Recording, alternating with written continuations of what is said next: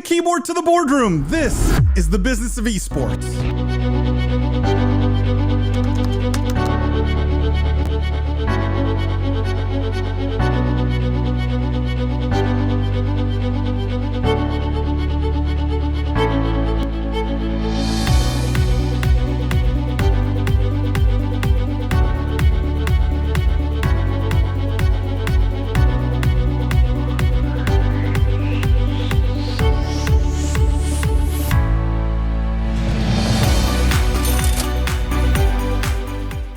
From the keyboard to the boardroom, this is the Business of Esports Podcast. I am Paul Dawalibi. I'm joined today by my friend and co-host, the Honorable Judge Jimmy Baratta. For those of you who are new here, welcome to the official podcast of esports. What we do is we cover the most pressing gaming and esports topics and news of the week, but we look at all of it through a business and C-suite lens. We dissect, we analyze the business implications of everything happening in this industry.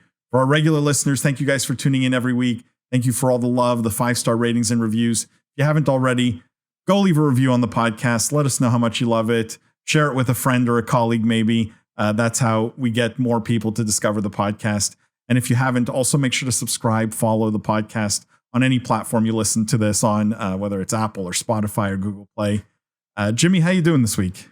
I'm in deep trouble, Paul. I messed up. I messed up big time. Oh, no. I got back into Fortnite for the no build mode, and I broke down. I bought the Balenciaga skin and weapon pack. I'm back in up to my neck. Honestly, it's just like the old days. It's there's no stopping it. First of all, those skins aren't even that nice. I did look at them. Well, I don't know if you like them, but as like Fortnite skins go, they're not that nice. But I have the real life hoodie, so naturally my character has to wear it also. Next thing, I got to get the backpack now to match my guy. That's how they get you. Yeah, but I looked at all of them, and I didn't see anything A, I would have bought in real life, or B, that I really wanted to buy in Fortnite. Honestly, it wasn't a nice skin. It just wasn't that cool. I don't know. I think we're different. You're not a big Fortnite fan in general, but if you also saw the Matrix activation they did, some of the Matrix weapon wraps are really, really cool. Like I said, this is really just the start of a lot of purchases that are coming my way. I have bought some Fortnite skins. I will say the Balenciaga ones felt uninspired to me. And of the streamers I watch, which is quite a few during the day, I always have some kind of streamer open. I rarely see anyone using the skin. I just feel like my guess is it didn't sell all that well, or at least not as well as maybe some other Fortnite skins. I don't know if it was top 5 or top 10 or something. I would guess not even the top 10. Just anecdotal evidence based on all the streamers I watch and the skins they use now. Maybe they all bought it and they just don't use it. I don't know. But it felt a little uninspired to me. I'm sad to hear that you're back into Fortnite though, although I agree the no build is a draw. Question is, was this a business expense? Am I paying for the Balenciaga skin? This is a personal expense, but thank you for raining on my parade. Maybe our guest today will like that I got that skin. Maybe he has it too. I'm not sure, but we'll find out. It's a great segue. We have an absolutely unbelievably amazing guest today. They just seem to get better and better and better on this podcast. Our guest today is Steve Aronset, who is the co-CEO and owner of Team Liquid. I mean, I'm sure a name that literally every one of our viewers knows. Steve, welcome to the Business of Esports Podcast. Thanks for having me. Yeah, it's great to be here. Steve, it's so unfortunate. So many of our listeners actually listen to this podcast only and don't watch it, but you've got such an amazing background of stuff behind you. I do. And those posters of, I guess, Team Liquid winning tournaments. That's just very cool. Yeah, it's a nice little setup. I need to get my lights on the third shelf there where I have my Muta from StarCraft, and I got some more shelves on this side that need filling. But yeah, it's nice. It's all gamers. We love collectibles. We love to, I've got a whole closet full of badges for when we were IRL and would go to, BlizzCon and PAX and all that kind of stuff. That's fun. Yeah, I need to get those framed. Steve, maybe for our viewers or listeners who don't know about you, or the one who maybe hasn't heard of Team Liquid, would love for you to give us a bit of the Steve story, some of your background, how you got into gaming, why you got into gaming, and a little bit about Team Liquid and what you guys are doing now. Yeah, absolutely. So a little bit about me. So I, as a young kid, grew up in Leesburg, Virginia. If anybody is familiar with the area, it's right outside of Washington, D.C. And when I was young, my dad had a computer in the house, so I was always on it, way too much. External modem days, AOL, connecting to the internet sort of thing. And I spent a lot of time gaming, and I was also a console, like NBA Jam and Sonic and stuff. And I remember my parents took me to Blockbuster when it was still Blockbuster and not bankrupt. And we would do these competitions and get high scores. And if you got the high enough score, then you got access to an MLG event that you would go to and compete at IRL. And I competed in a few of those and made it to regionals and stuff. And anyway, so fast forward a bit, I'd been a gamer, playing StarCraft and a ton of Dota and Warcraft and Civ, and then Han for a little bit. And then, League of Legends kind of appeared from the ether out of Dota. And damn, I fell in love. I fell in love with League of Legends. And, this was, and meanwhile, I'd graduated college and I had started my own financial services company. I had a whole practice in the Washington, D.C. metro area and staff and stuff. And, I'd been doing pretty well for myself. And, but then on, weekends, I was like traveling to the Intel Extreme Masters in China and Europe and, qualifying for Worlds before there was even LCS and League of Legends. I ran into a sponsor, which Alienware, and her name was Marcy, and she was at the Intel Extreme Masters event. And she came up to me afterwards and she said, "Hey, we'd love to sponsor your team." And I was like, "Oh, you mean like put your logo on our jersey?" She's like, "Yeah, like that." And so I said, "For how much?" And she's like, "Well, how does $250,000 sound?" I said, "That sounds great." Thus a business was formed, and ended up calling LegalZoom to set up an LLC, because at the same time I kept thinking it was just on the side a little bit, and was doing both things at once. And then when the naming rights stuff came through for Curse Inc., who they're kind of owned a bunch of websites and stuff, and the team became Curse, and I was like, all right, it's time to do this. And I asked all my friends and family, like, hey, should I take this huge financial planning practice and just stop doing it and move to a house in California and live with 14 guys and run a business that is probably going to lose money? And everybody was like, no, hell no, or F no, except for one of my friends. And she was like, Steve, go follow your heart. So I picked up everything and moved out to California, and then started running the business. And fast forward a bit, grew in sponsorships and players and games. And then in 2014 or 13, ran into Victor, who had founded Team Liquid. And at the same time, Curse Inc. was actually selling one of their products to Riot Games, Curse Voice, if you remember. And they had to get rid of sponsoring the team because they couldn't do that. It was a conflict of interest. So, I purchased the team fully from Hubert, who was running Curse, and I needed a new name.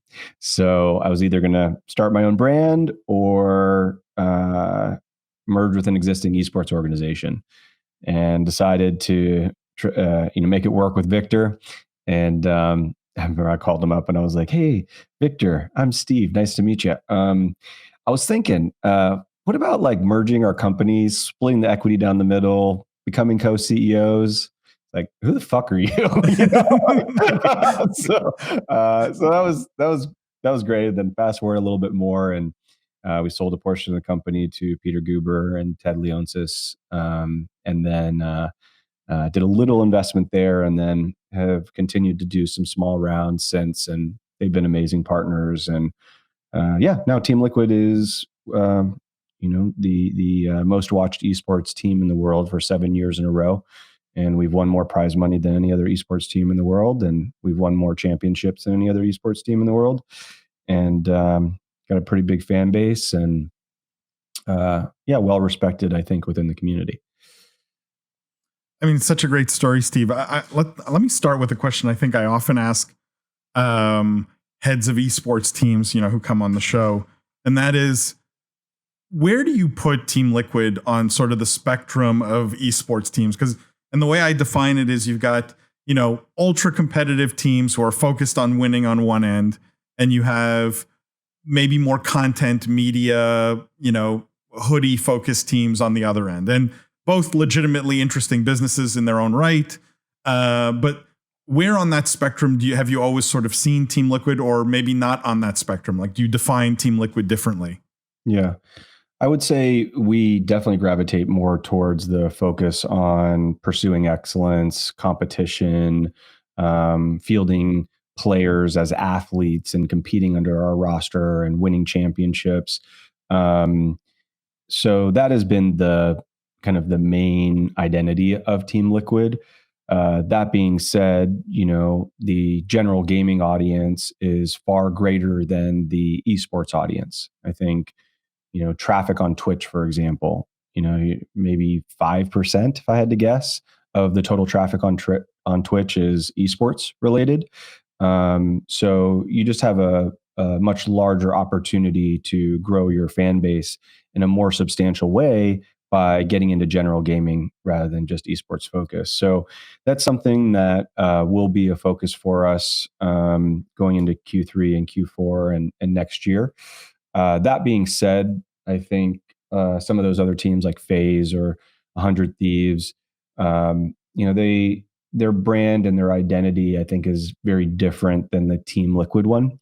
I would describe FaZe as like the FaZe bro, the cars and the clicks and the money and the bets and the that kind of superficial validation, the way you look and how disruptive something might feel, and that broiness of camaraderie. We're very different than that. We're kind of more about just integrity and humility and being a bit peculiar, being focused on like education and mastery and authenticity and pursuing excellence and honing your craft and leveling up, your craft skill, so to speak, and whatever you want to do. A little bit more weird and dorky, and cerebral. So with that, there's probably a smaller audience of gamers that fit that profile versus the FaZe bro.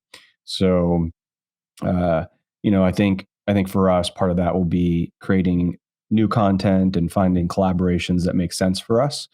And you'll probably see more of that. So I'd say we're on that one side that you described, moving and gravitating a little bit more towards the other, but not headed in the same direction that you might understand it today.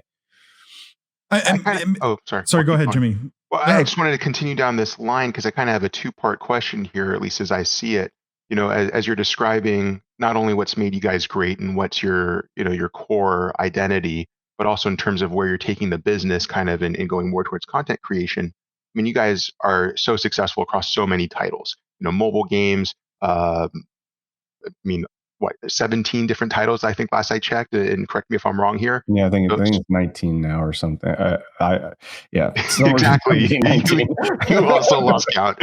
And that's kind of the point of my question is, for starters, what is in that DNA or in that pursuit of excellence and honing your craft kind of mentality that's allowed you to replicate the same success across so many different titles, as well as how do you replicate that, or rather, how do you expand that into content creation, which arguably radically different than competing at the highest level and only caring about being the best at something because there's an entertainment factor there, which is in gaming at least, not just about how good you are, but also personalities, engaging with audiences live on stream and things of that nature. Yeah. I think it starts with, what is Team Liquid? I think from a business perspective, we're much more liquid enterprises than just a team. And as an enterprise, we have a number of different business verticals. One of those is content creation. And the way that we approach content creation, I think we've been pretty best in class in terms of us versus other teams. We've done the documentaries. We have done commercials for our partner Honda. If you've watched like the LCS, you probably have seen them.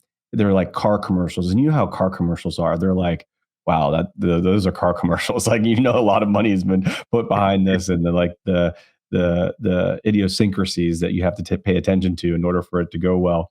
And we've filmed and produced and edited those, and we've done great animation work. I'm not sure if you saw like our Valorant piece when we announced our roster. We actually got a ping from Riot saying, okay, you guys' stuff is looking like too like close to like the quality of our stuff. You have to, if you're going to use our IP, So I think what we do is we kind of take that pursuing excellence and more the curiosity and pushing ourselves and demonstrating excellence within those different verticals and genres and craft and technical expertise areas within the company, and we apply it to like production and editing and story writing. And we have kind of a really good brand marketing and content part of the company. And so I think with the right focus, you'll see more of that integrated into the content that's published by Team Liquid. And it could be in like a Hard Knocks kind of documentary around one of our team members. It could also be in a commercial that you watch when watching a CSGO match that we filmed for a partner. So it's hopefully going to be woven into every aspect of our business, not just how we play and win. Can you also expand that into the creators and the talent that you sign and what you look for in them, and how that also is applied and manifested in who you choose to represent your banners? Yeah, absolutely. It's interesting. It's like on the athletic side, you hopefully are able to identify athletes that produce wins. That is the most important, is winning, right? But you hope you get lucky every now and again. And you're like, hey, this signing that we just did makes a lot of sense. They're aligned with our values and our brand and our identity. And I'd say, for example, Bjergsen is a great example of that. Bjergsen was on TSM and for folks that don't know, Bjergsen's like one of the biggest names in all of League of Legends, maybe behind Faker and maybe one or two others, right? Like he's up there in the world. And he had been on TSM for like 7 or 8 years or something like that. And when he signed with Team Liquid and he started to get to know the company, and I was having a conversation with him, he's like, I feel more at home at Team Liquid than I ever did at TSM. And I think fans kind of get that too, just because of how he carries himself with humility and integrity. And he is very selective with his words. He's, an architect with how he plans his practice. And you get that from him. And those vibes kind of carry on to Team Liquid. And I think folks will start to understand that over time as he's with the organization. We've got him under a 3-year contract. On the content creator side, this has been something that we've really focused on. So just in the last like 2, maybe 3 months, we've signed, I believe, at least maybe 14, both athletically and content creator women to the organization, which has been fantastic. And that really doubles down on our value of inclusivity and diversity and just doing more. So that's been really good. And part of it too is like their content. What type of content is it? Is it more looking for clicks, or is it educational, or is it entertainment, or, it's the style needs to match Team Liquid. And for us, more of that educational, that mastery component to what they're doing, like helping level up people that watch their content, would be more aligned with the Team Liquid brand and content creators that we'd want to partner with. Steve, does that ethos extend to the kinds of brands and sponsors and companies that, give you guys money to put their logo or, and the example I always think of is, and correct me if I'm wrong, but, FaZe has their content house, right? And again, I call this one extreme. And then you guys sort of, I always felt were at the opposite end because, you had the Alienware like training facility. It felt more like going to the gym rather than, going to party. And I'm curious, like, how much does this ethos extend to the sponsors and the brands that you work with? It's kind of interesting, like, very much so is the short answer. But like, we were in conversation with a partner. I'm just trying to think if I'm allowed to say who, but with a partner that we have. And we were talking about renewals. And during those renewal conversations, we kind of said, look, we want to establish a partnership for a significant amount of time, because we don't want to advertise a different brand to our audience. We feel like that chase for dollars and, it's inauthentic, Yep. like it doesn't, fans see through that stuff. And so it was important for us. And so I said, you know what, why don't we do this? Why don't we have your brand team and our brand team get together and chat and talk about the alignment of these values and that was the first part of figuring out whether we were going to renew our partnership or not. And I think that approach is not something that most teams probably think about. They're probably thinking about what deliverables and what content and what are the views going to be and what's the engagement and how many products and widgets are we going to sell and advertise and all that stuff. And we just don't think that way. Our partnership strategy is much more about mark association. Like you walk into a room and you're next to Alienware, and Alienware is next to Team Liquid. That says something. Whether we are in a video or a Netflix series, or it's the Alienware training facility, or it's a YouTube video, or it's a TikTok, or whatever it might be, we're together. And that endorsement of marks, so to speak, is the brand value.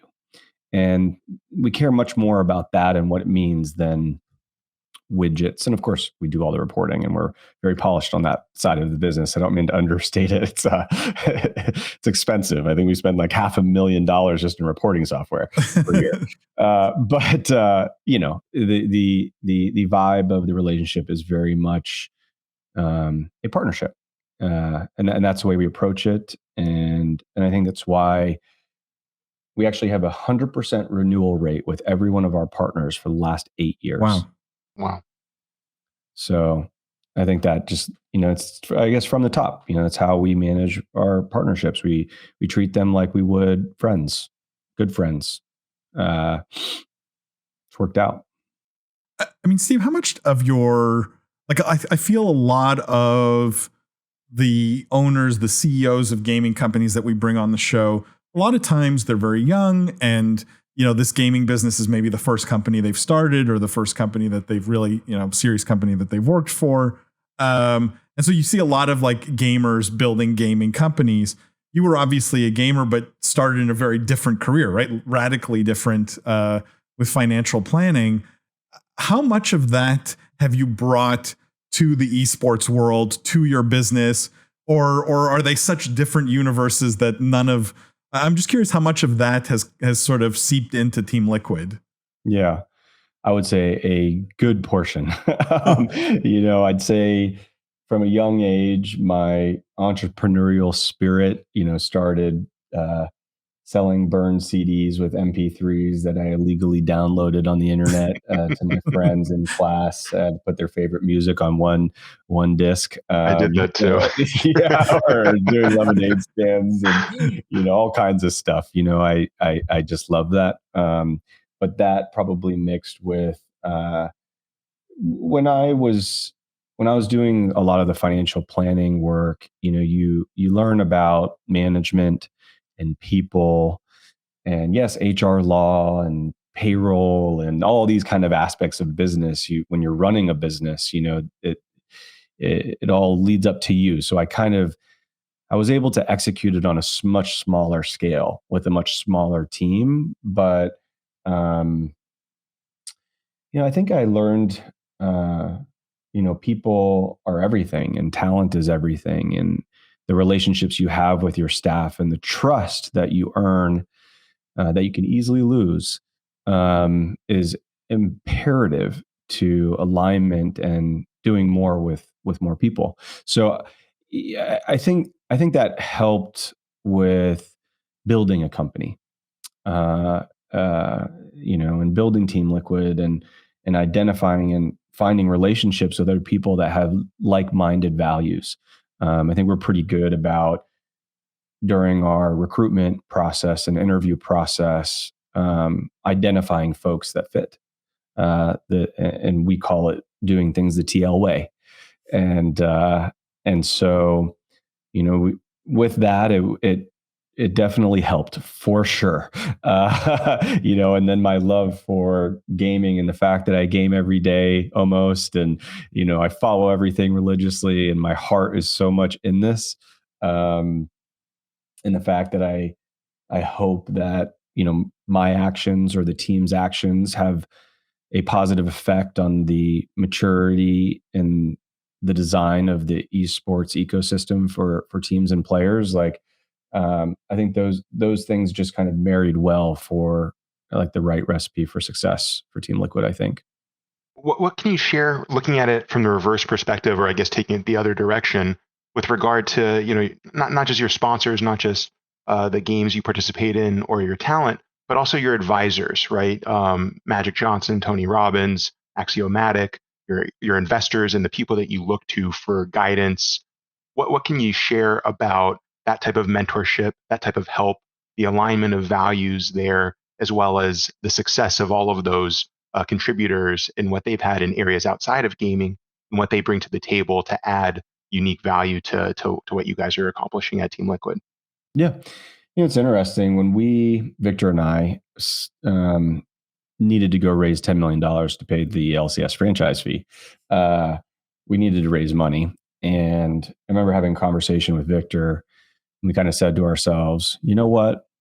Let's just not take money from anybody that is using somebody else's money.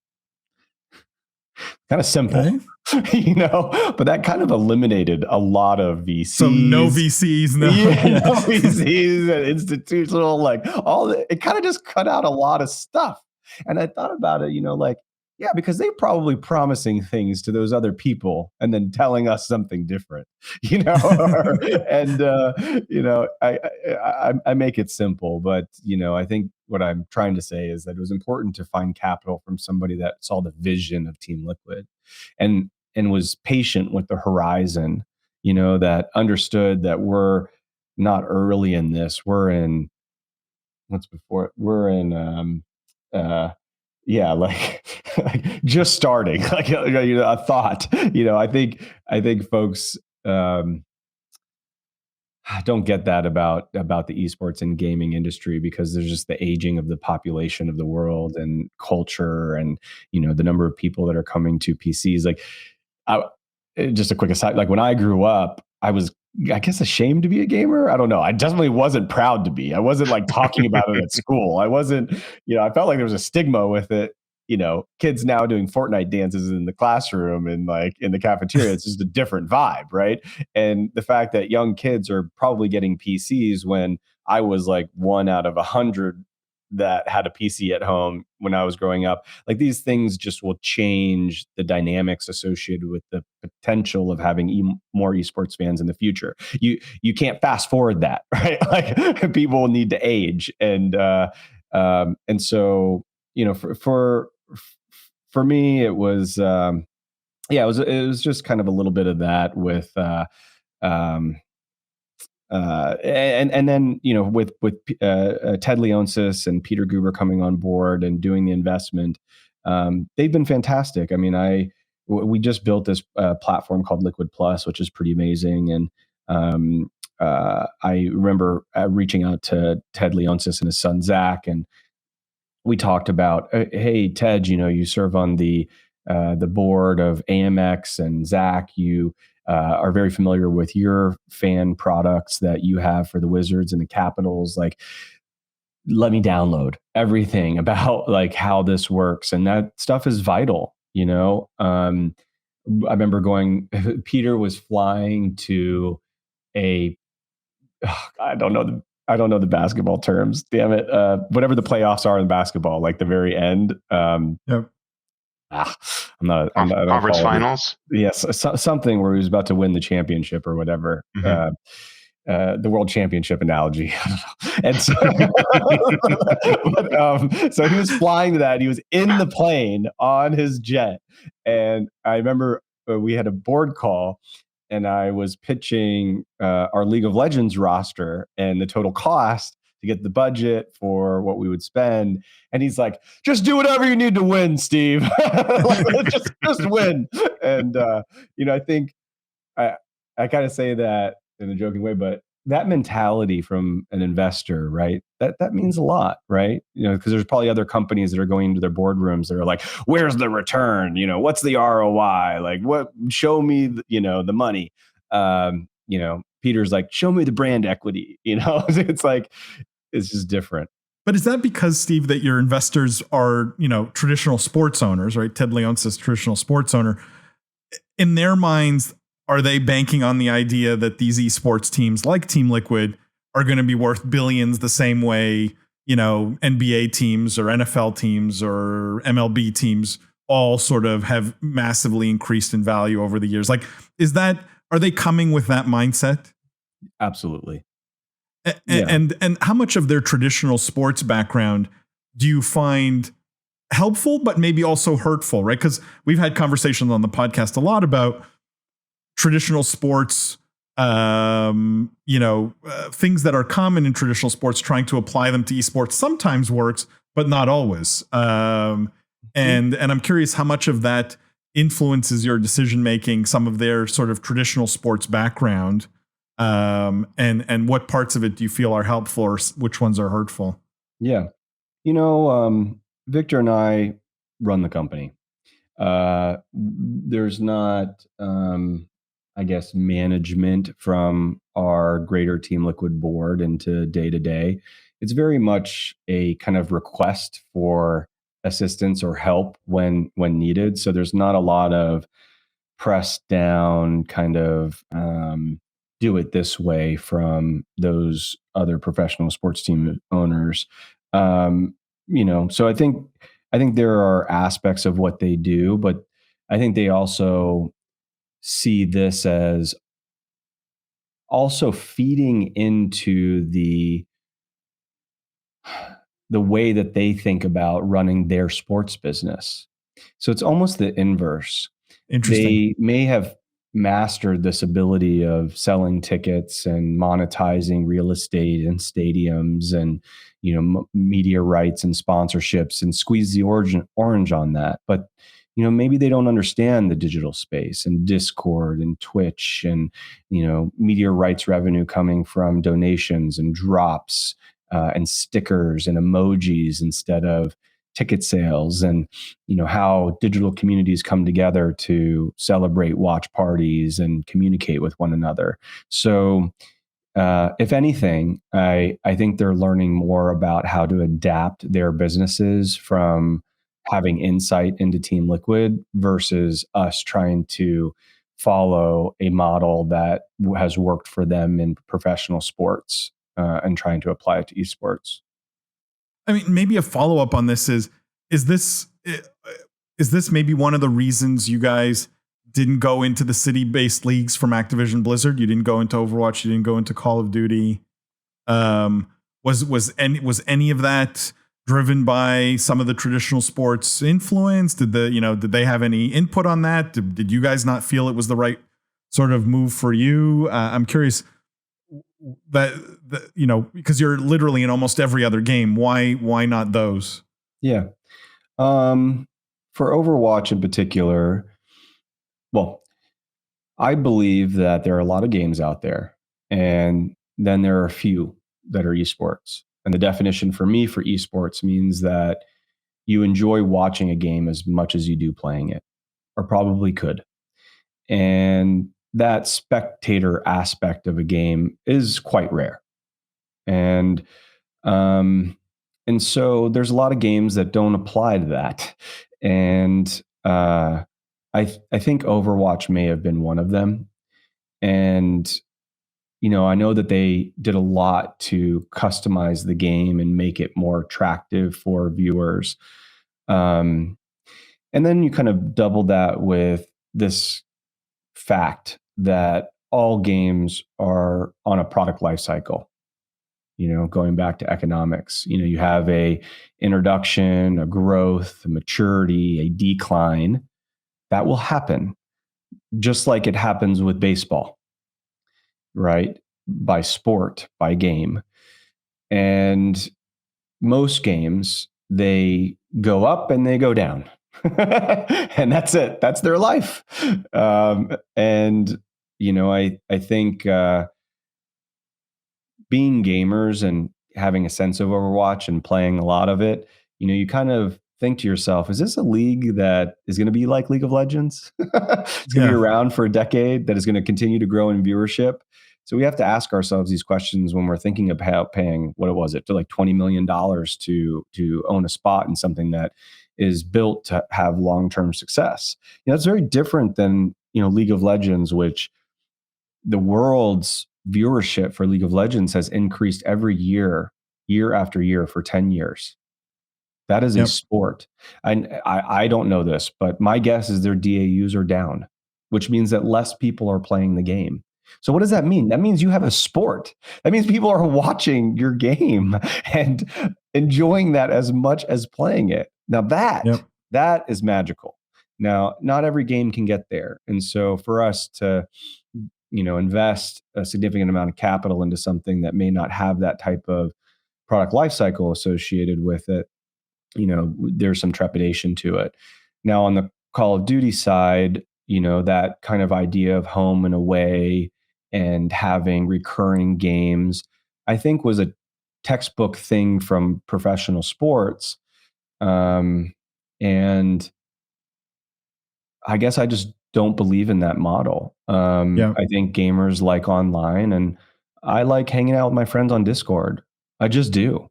I think a lot of people are like me. And so the numbers seem to bear that out. So.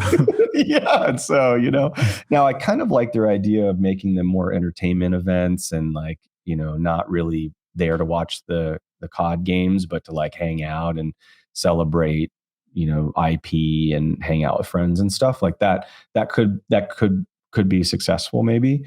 But that's an events business. That's an events business using IP. A little different than kind of an esports league thing.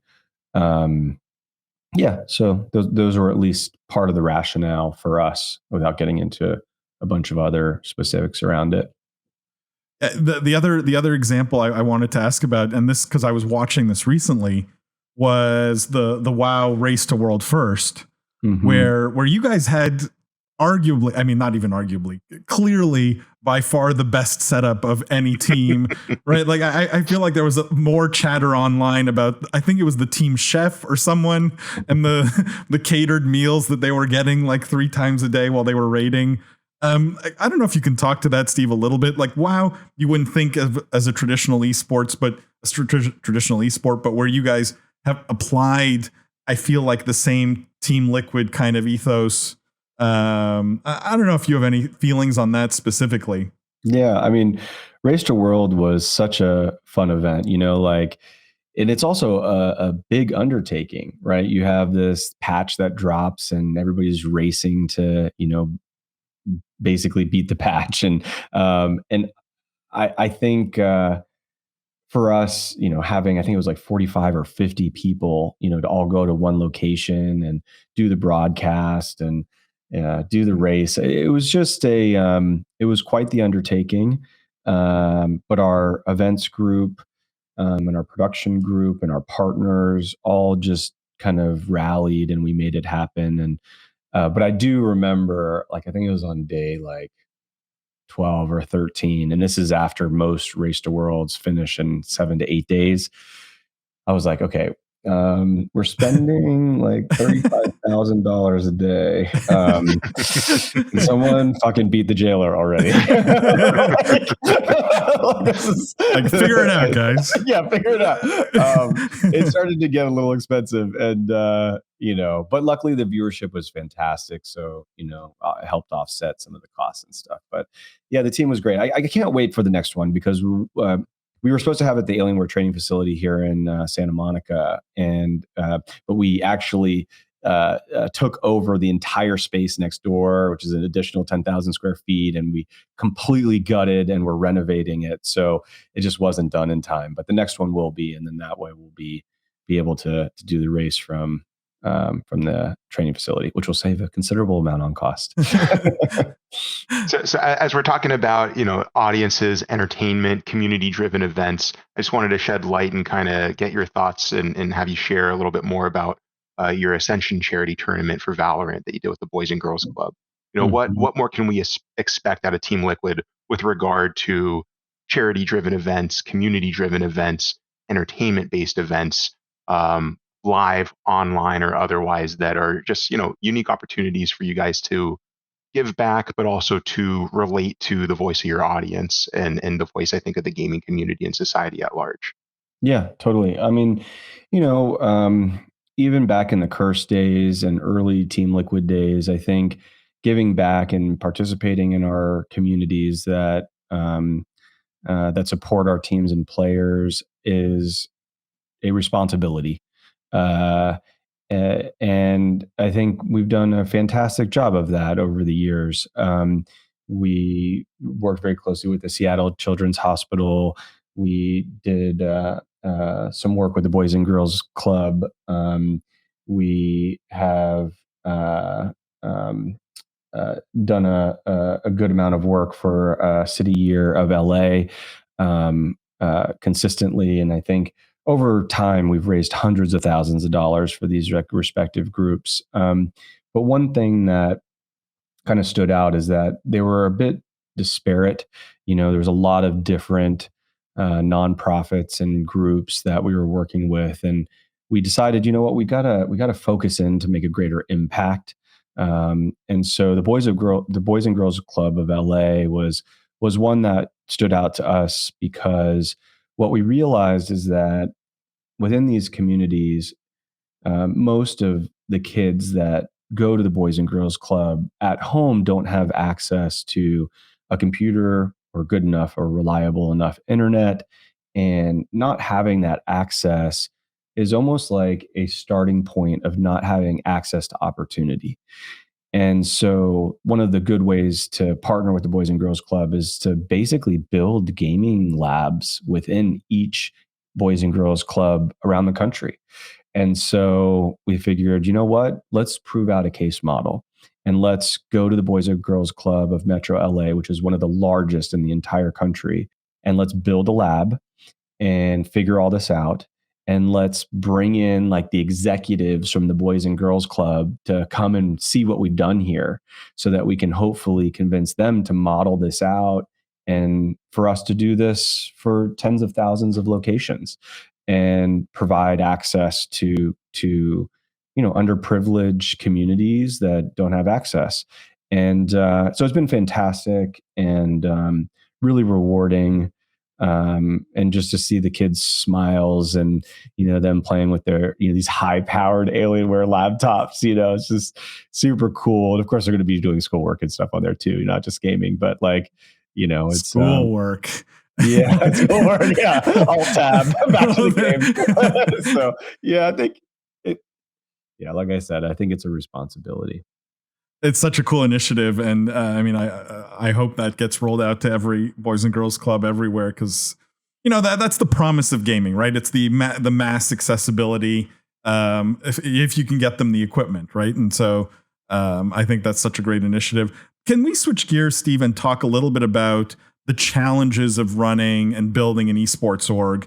And I think on this podcast, we've talked about a few things. We've talked about player salaries, overtime increasing. We've talked about a little bit of the education gap with sponsors, where maybe when you walk into a brand or a sponsor day one, they don't really know what esports is, or or whatever the case may be.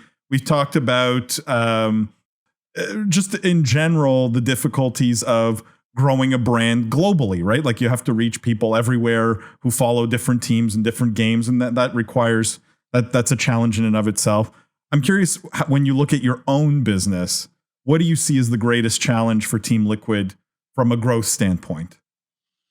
Yeah. On a few of those topics that you just mentioned, like sponsorships, I think we're probably best in class in the world. In terms of content, I think we're going to get really good at it. We just actually hired Josie, who used to work at Hulu and has just an impeccable background in brand marketing and content, and she's coming in to lead a lot of that, and feel pretty good about that. I would, in player salaries, we've been fortunate enough where we have great sponsorship revenue, and we're probably creating the problems with player salaries, honestly. It's honest. I like it. Yeah. So the other guys who are coming on and complaining, I'll direct them to Steve. But I do think, for us, one of the things that I personally found challenging, I'll say, is just a growing company. Going back, it's probably been like 3 years ago, we maybe had 35, 40 people. We just our last employee mark, I think, was 350. It's like, wow. It's like, oh my gosh, there's a completely different skill set in maintaining a culture and the TL way, and having people hired at Team Liquid that aren't interviewed by the executive team. It puts a responsibility on onboarding and training and cultural norms, and it is a challenge to get from that small size company to a proper mid-size company, and maintain the culture and keep trust within the organization. I think we've done an incredible job at it, but it has not been easy. It's not just something that just happens. You have to focus on it. You have to talk to your employees. You have to listen to them. You have to, provide the right kind of things. You need to be very clear about your North Star and your direction and your mission, vision, and values. You lose sight of that, and I think folks forget why they're doing stuff, or they become confused. You need very precise roles and responsibilities. You can't have overlap and competition within your own company. I mean, these are just kind of growing pains of the business. So I think that's been probably the most challenging of late, and likely will continue, going into this next phase of growth as we, continue to do more and grow revenue and impact more people. And for example, we're building a facility in Brazil, in Sao Paulo, another 15,000 square feet, probably another 65 staff. Things are moving, and and I thank God we've been able to identify great leaders and bring in new people. Just been able to really rely on them to help. It's such an interesting answer, Stephen, and a great segue into sort of my last question here before we get to everyone's favorite new segment. That is, what does the future look like for Team Liquid, right? What are the things that you're most excited about? What are, paint me the picture 5 years from now. How big is this?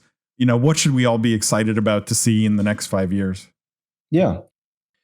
I'd say one of the things that I find most exciting is, I think a lot of esports businesses like us are reliant on revenues from the leagues that we participate in, the developers for the games that we play, the sponsors and partners that work with us, the websites and the ad revenue that we get.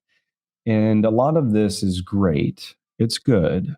But what really provides exponential growth and effect to gamers around the world is the ability to provide a direct consumer experience play.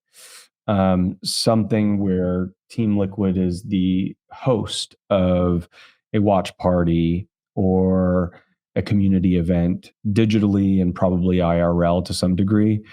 And what's happening with blockchain technology, even digital goods. Now you can decide not to mint them and make them NFTs, but just digital goods in general, being able to we talked a little bit about that, like badge that you get from packs that, might save in your closet. Like, what's the analogous digital good when I watch the world championship, right? What do I walk away with that I'm proud of and that like memorializes that moment of my attendance and participation in something that I care about? I think over the next probably 5 to 10 years, you'll probably see these teams that have amassed a significant fan base and following and brand equity being able to customize what they offer directly to their fans and become bigger businesses because of it. And I think where we're thinking about that and what we've done with Liquid Plus is basically setting us up for that.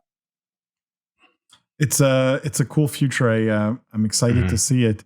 That brings us, guys, everyone's favorite new segment, Judge Jimmy's cross-examination. Steve, Jimmy's going to give you 5 or 6 rapid fire questions here. Get to know you a little bit better as a person, as a gamer. So Judge Jimmy, take it away. Try and keep these short and painless. First question, Steve, what is your go-to gamer snack or drink? What do you eat or drink while playing? Yeah, what I drink is Monster and sparkling water, which I have them on my desk. And then in terms of snacks, I do a lot of Postmates, and it's either Jersey Mike's or Chipotle constantly. Shameless plug on Jersey Mike's there.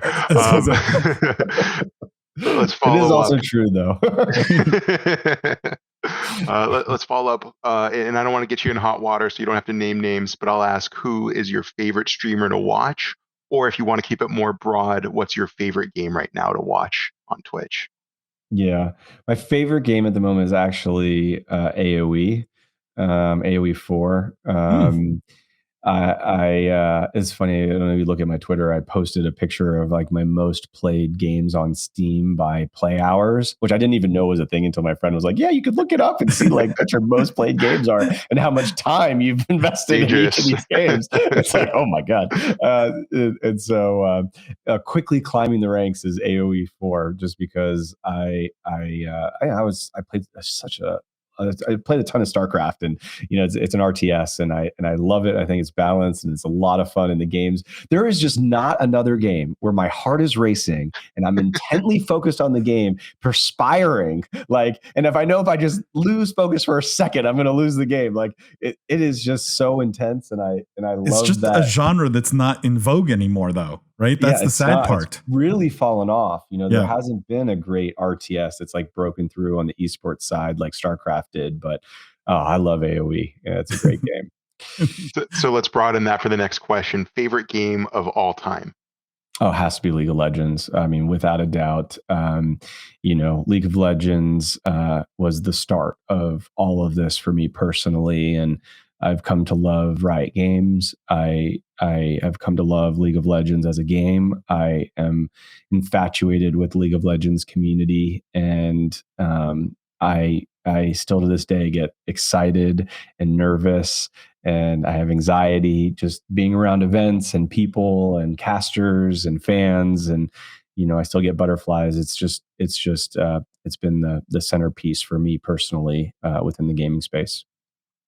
Last question here, and I think I know the answer. What is your favorite show or movie adapted from a video game IP? Arcane was pretty good. Arcane was pretty good. I sort of expected that one. Yeah. I mean, I think we were all shocked on how damn good it was, right? I mean, Riot was kind of like this sleeping giant that was Riot Game instead of Riot Games for like 10 years. And then all of a sudden they just made it rain and then like dropped all this stuff and then also IP. So yeah, it's great. Solid, Steve. Thank you for that. I'll give it back to you, Paul. Steve, for people who want to follow you, find out more about Team Liquid, where do you want to be followed or found? Yeah, so you can follow Team Liquid on Twitter at /Team Liquid. We also have different handles for every different game genre and stuff. So, if you like Valorant, it's Liquid Valorant and so on. I'm not going to list all 19. Or maybe you directly. Oh, me too. Yeah, you could follow me on Twitter at Liquid112. Liquid112. Very cool. Steve, thank you so much for being on the show. Jimmy, thank you as always. Just a couple of reminder, guys, make sure follow Business of Esports everywhere at Biz Esports or Business of Esports on every platform, on Instagram, on TikTok, on Twitter, on YouTube, on LinkedIn, literally anywhere you get our Business of Esports content. Make sure you hit that follow button. Also, don't forget every Wednesday evening, 8:30 p.m. Eastern time, we do a live stream. It's all the news we cover with a bigger cast. And best of all, we get to do it live with you guys. So you get to ask questions, get in our faces, challenge us. It's a lot of fun. 8:30 p.m. Eastern time every Wednesday evening. As always, guys, don't forget the future is fun. We'll see you next week.